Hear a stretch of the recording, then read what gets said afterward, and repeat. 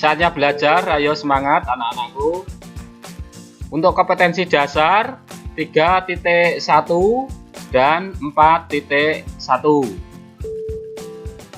Tujuan pembelajaran: setelah pembelajaran diharapkan peserta didik dapat 1. Menjelaskan konsep hasil peternakan dan perikanan. 2. Mendeskripsikan pengertian bahan yang berasal dari hewan ternak dan ikan. 3. Menyebutkan prinsip macam ekosistem ikan dan jenis warna daging. Dan 4. Mengetahui jenis dan manfaat ikan dan daging.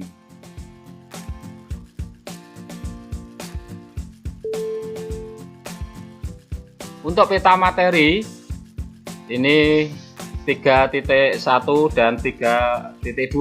Pengolahan hasil peternakan dan perikanan.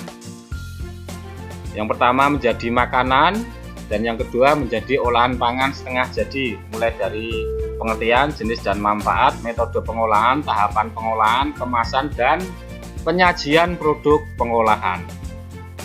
Kekayaan pangan olahan hasil peternakan dan perikanan secara tradisional merupakan anugerah Tuhan yang patut kita syukuri dan keberadaannya. Bahan pangan hasil peternakan dan perikanan berupa beragam jenis ikan, udang, cumi, dan rumput laut, daging, telur, dan susu yang masih mentah memiliki kandungan air yang tinggi sehingga dapat membuat bahan tersebut menjadi mudah dan cepat rusak. Oleh karena itu kita harus melakukan pengolahan. Cara pengolahan ikan, udang, cumi, rumput laut, daging, telur, dan susu yang sering dilakukan berupa pengawetan dengan cara pembekuan, pengeringan, pengasapan, dan curing.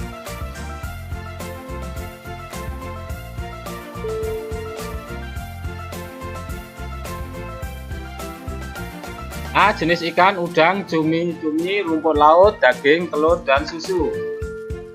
1. Ikan adalah anggota vertebrata poikilotermik atau berdarah dingin yang hidup di air dan bernapas menggunakan insang. Ikan yang banyak hidup di Indonesia berdasarkan ekologinya terbagi menjadi 3, yaitu perairan tawar, payo, dan perairan laut. A. Ikan perairan tawar. Ikan perairan tawar adalah ikan yang menghabiskan sebagian atau seluruh hidupnya di air tawar seperti sungai dan danau. Contohnya 1. Ikan lele. Hasil pengolahan berupa pecel lele, salah satu hidangan khas Lamongan, abon lele, keripik kulit lele, dan lele asap. 2. Ikan bawal. Hasil pengolahan berupa bawal asam manis dan ikan bawal bakar. Yang ketiga, ikan mas. Dapat dibuat aneka masakan seperti pepes ikan mas dan pesmol ikan mas. Untuk gambarnya di bawah ini.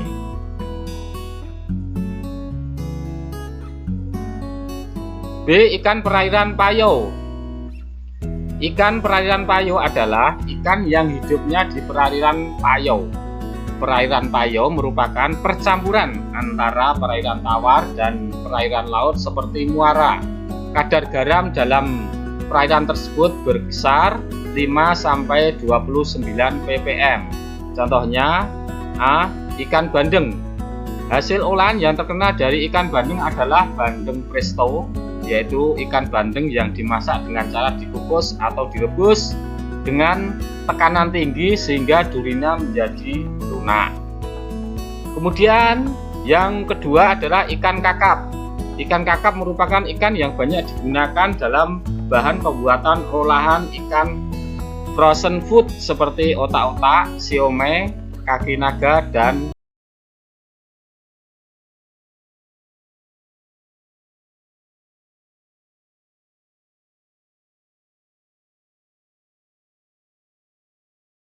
C. Ikan perairan laut.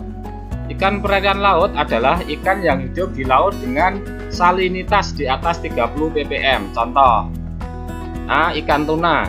Ikan tuna adalah ikan perenang, pernah diukur mencapai 77 km per jam.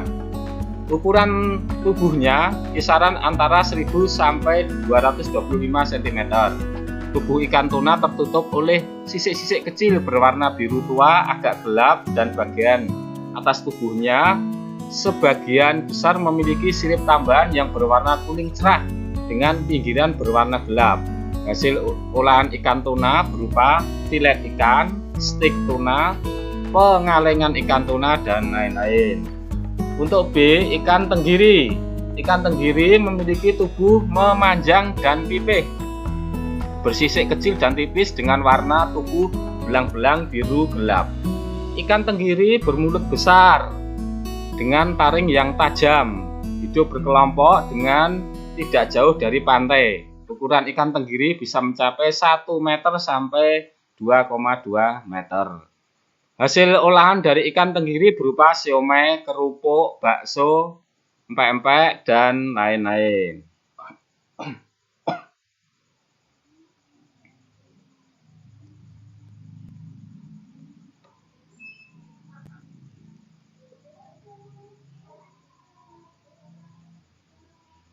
C. Ikan kembung. Biasa ikan kembung diolah dengan cara digoreng, bumbu balado, bumbu kuning, dan bisa juga diolah menjadi ikan kembung tanpa duri. D. Udang. Udang dapat ditemukan di hampir semua genangan air yang berukuran besar. Apakah itu air tawar, air payo, atau asin? Udang bisa diolah dengan teknik direbus, diolah, digoreng, dipanggang, atau dibakar.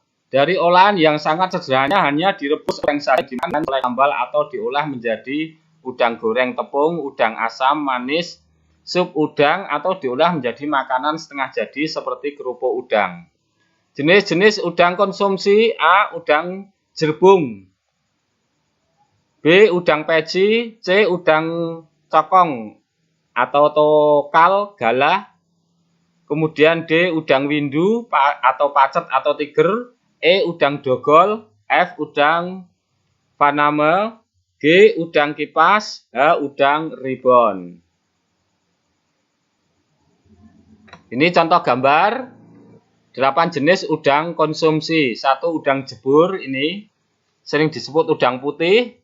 Jenis inilah yang sering kita jumpai di pasaran. Kemudian ini udang peci, udang galah, udang pancet. Udang pancet disebut udang windu, ya. Kulitnya tebal dan keras, warna hijau, ya, atau merah, serta garis melintang agak gelap. Cocok diolah dengan cara dibakar, disate, atau dibuat asam manis. 5. Udang dogol. 6. Udang faname. Meski mahal, udang yang selalu di pasaran warnanya putih dengan corak agak kebiru-biruan. Cocok dimasak dengan cara digoreng, balado, sup, atau menjadi pelengkap masakan. Yang ketujuh, udang kipas.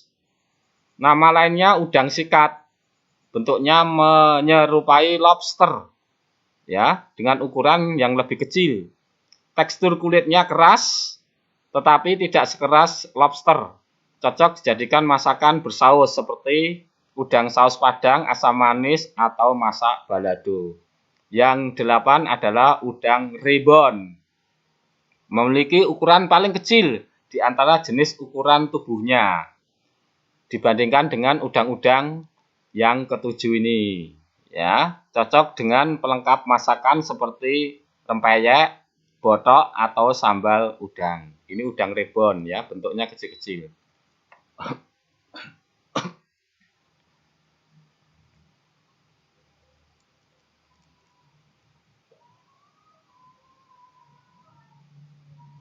Cumi-cumi. Cumi adalah kelompok hewan jenis moluska yang hidup di laut.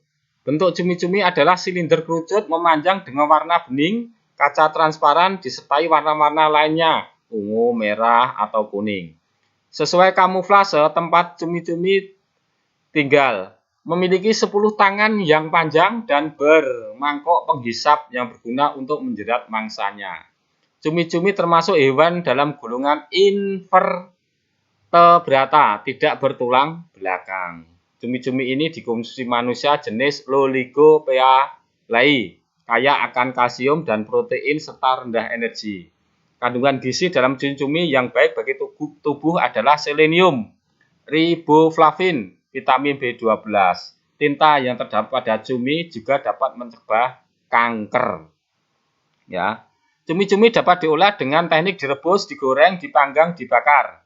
Olahan cumi-cumi antara lain cumi-cumi panggang, cumi-cumi goreng tepung, cumi-cumi saus lada hitam, cumi-cumi sambal balado, dan dapat juga diolah menjadi olahan awetan atau setengah jadi, yaitu cumi-cumi asin dan kerupuk cumi-cumi.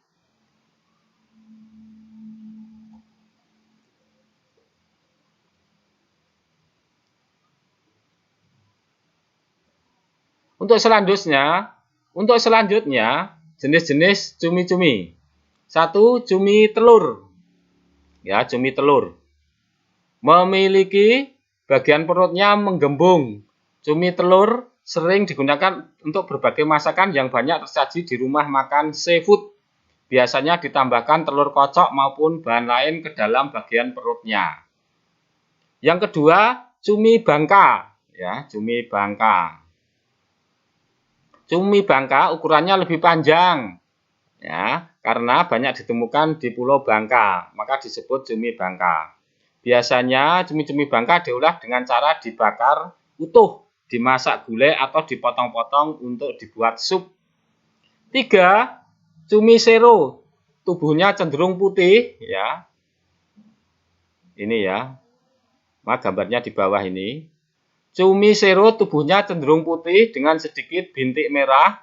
Cumi sero sedang biasanya diiris kecil untuk digoreng tepung, ditumis, atau dibuat campuran sup. Sedangkan yang ukurannya lebih kecil sering dikeringkan menjadi cumi kering. Ini untuk cumi sero ya, ini ya gambarnya cumi sero. Kemudian yang keempat, cumi sotong. Berbentuk pipe, ya, keempat cumi sotong yang ini gambarnya. Cumi sotong berbentuk pipe dan mirip perisai. Paling disukai oleh banyak orang karena memiliki daging yang lezat. Biasanya dimasak dengan cara dibakar, ditumis, dibuat campuran sup atau digoreng crispy ala jajanan khas Taiwan. Ya. Ini cumi sotong. Kemudian yang kelima, cumi asin, ini ya, cumi asin kering diberi garam sebagai pengawet alami, berukuran kecil, terasa asin dan bertekstur kering. Dikeringkan.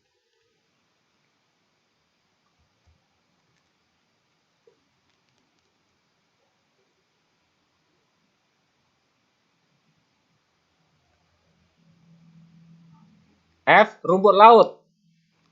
Rumput laut adalah alga makroskopik yang hidup di perairan layaknya alga lainnya. Rumput laut tidak memiliki akar, batang, dan daun sejati. Seluruh bagian rumput laut dilumpur, kayu, karang mati, dan juga kulit kering. Rumput laut hidup di perairan laut dangkal hingga kedalaman 200 meter. Manfaat dari rumput laut ini sangatlah beragam, yaitu sebagai bahan baku industri masakan, industri kosmetik, industri konstruksi, farmasi, kesehatan, dan kedokteran. Untuk jenisnya ada 4 ini, yang jenis rumput laut yang bisa dikonsumsi di Indonesia, ya. Bentuknya yang warna hijau, Eusebia cottoni, kemudian Eusebia spinosum, ya, warnanya merah, kemudian Glacilaris sp, ya, dan Sargassum sp. Ini untuk rumput laut.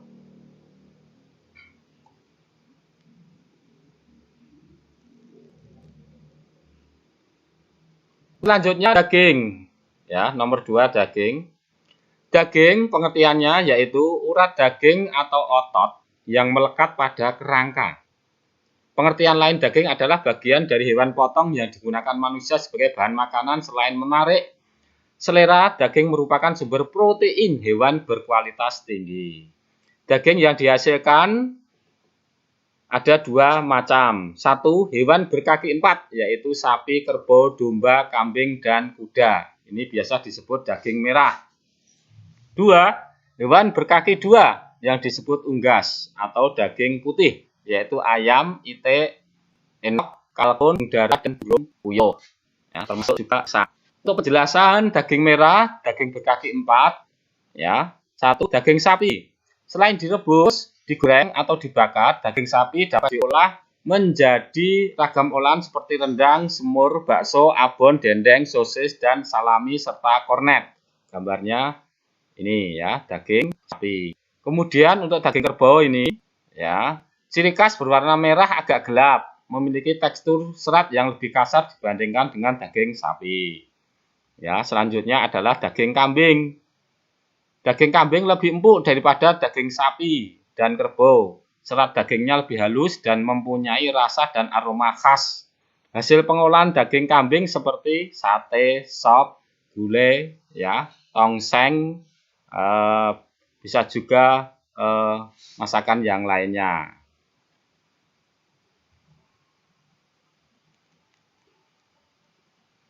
Untuk daging nomor 2, hewan berkaki 2 atau daging warna putih. Berdasarkan jenis ayam yang dibudidayakan, untuk daging ayam dibedakan menjadi 2, yaitu ayam kampung dan broiler atau lehor. Ya. Ayam kampung, keunggulan ayam kampung memiliki kandungan nutrisi yang tinggi, lebih gurih, kadar lemaknya lebih rendah dibandingkan dengan daging ayam broiler. Kegiatan memelihara ayam kampung ini sebagai budidaya dan sumber pangan atau karena hobi hiasan, contohnya memelihara ayam kate atau ayam cemani. Ya. B. Ayam broiler atau lehor, kandungan lemak ayam broiler lebih tinggi daripada ayam kampung. Agar ayam broiler berkurang kadar lemaknya, ketika mengolah dapat dibuang kulitnya sebelum dimasak atau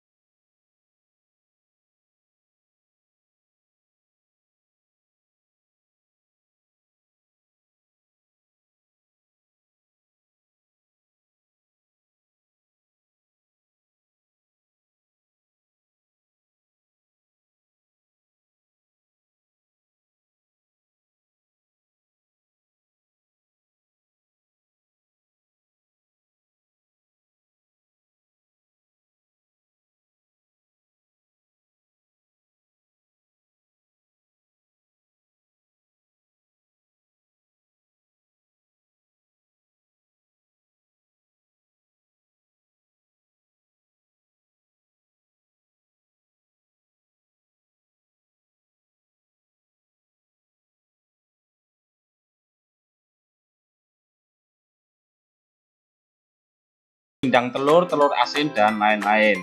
Dan yang keempat adalah susu.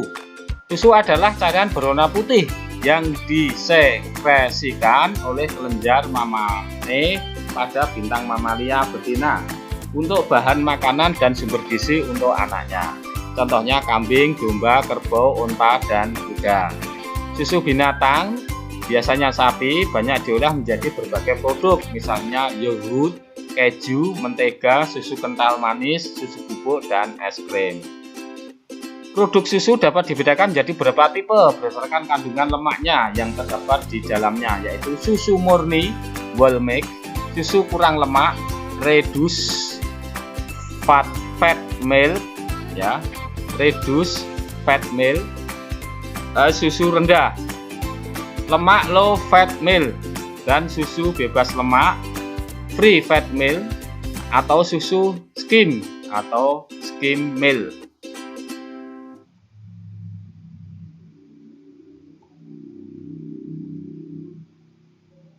Kandungan gizi untuk ikan, udang, cumi-cumi, rumput laut, daging, telur, dan susu.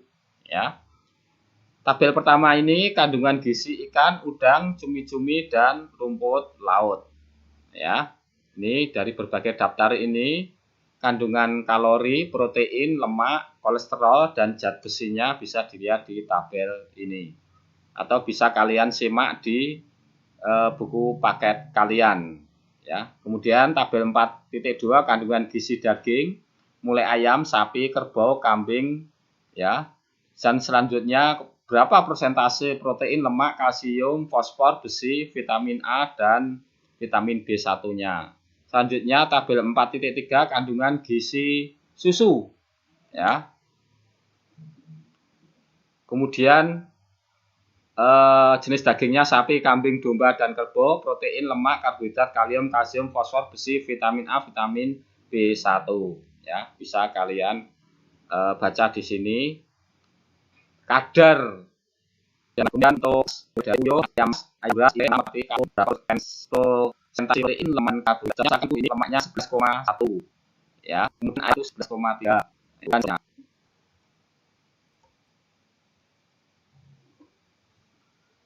Akhirnya berakhir dari materi untuk pertemuan pertama ya, bab 1 ya. Ingat dan semangat, silahkan mengikuti proses untuk PJJ hari ini. Terima kasih ya. Kurang lebihnya mohon dimaafkan. Semoga bisa bermanfaat dan kita bertemu pada pertemuan yang atau pertemuan berikutnya. Wassalamualaikum warahmatullahi wabarakatuh.